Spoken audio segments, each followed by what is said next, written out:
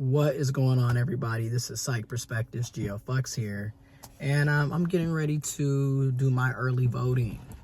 I'm very thankful for the state of Michigan and the groundwork that a lot of grassroots activists, organizers, political and social and economic organizers who on the ground years ago, decades ago, centuries ago, okay, people in general have organized and fought for us to have the rights and freedoms and liberties that we have.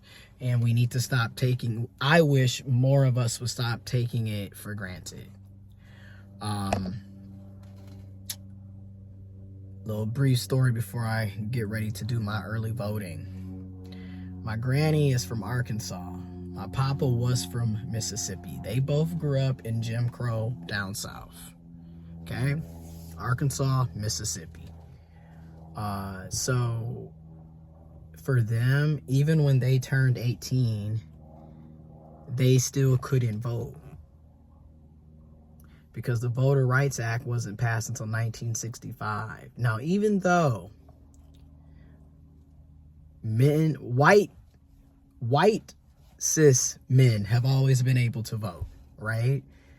But even then, it was white cis men with property, with land, with wealth, who were allowed to vote at the very beginning of the United States of America. Black men, right, if we're going to look at it from that stand, black men, men of color, didn't get to vote until the late 1800s.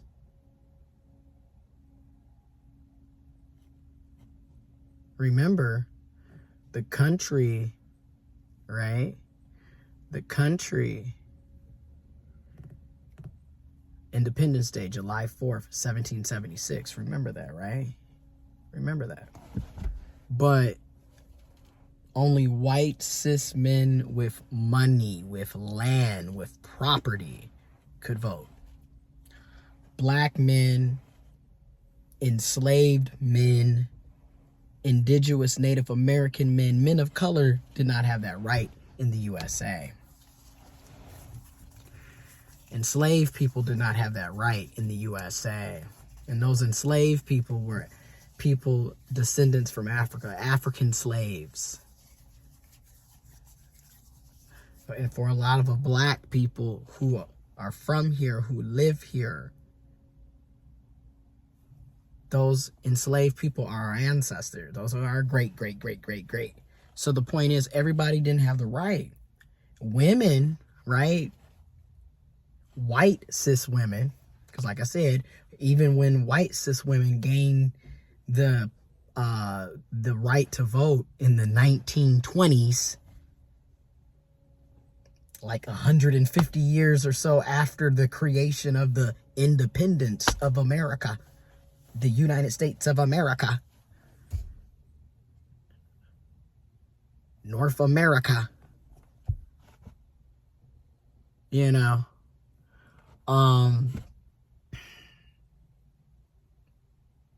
they finally got, white cis women were finally given the right in the 1920s. Black people in general. Now, mind you, we were voting. The black men were voting once those rights were given in the late 1800s. Keep that in mind.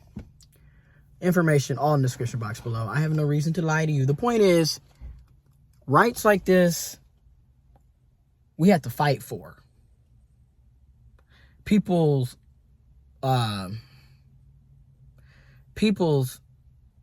lives were taken, killed, murdered, slaughtered. Entire communities were burned down to the ground and continued. People were assassinated. People lost their families, their money, their jobs. People lost everything to gain a lot of these rights and freedoms and liberties that so many of us, in my opinion, take for granted, don't really cherish, don't really understand. And that's by design, honestly, in my opinion. But anyways, The point is, I grew up in a household where not only was voting very important, and voting locally, at the local level, at your state level, and at your federal level. All three are very important. But think about it. If your local ain't right, your state ain't going to be right. And if your state ain't right, your federal ain't going to be right. And honestly, if your federal ain't right, your globally ain't going to be right, because we're all a part of this world, of this planet, of this ecosystem. And if you got an issue at the core, your local, you're going to have an issue going into the state. Going up and up and up. So all of these elections and candidates and positions have a value, and likely will be impacting your life a lot. Anyways, I'm about to go in here and cast my ballot to vote.